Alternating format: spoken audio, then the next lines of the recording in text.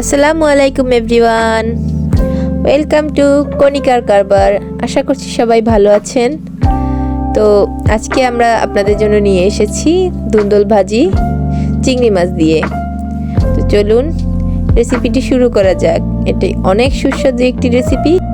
তো চলুন এবার রেসিপিটি শুরু করা যাক। প্রথমে ধুন্দুলটাকে আমরা এভাবে পিস পিস করে কেটে নিব। চেষ্টা করবেন সবাই ধুন্দুলটাকে কাটার আগেই ধুয়ে নিতে, কারণ ধুন্দুল থেকে রান্নার সময় প্রচুর পানি বের হয়।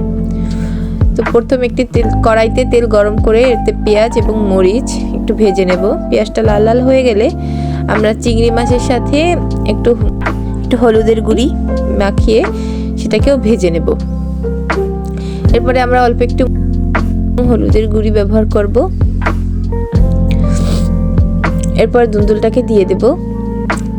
দিয়ে দেওয়ার পরে ভালোভাবে নেড়ে চেড়ে আমরা মশলাটাকে ধুন্দুলের গায়ে লাগিয়ে নেব।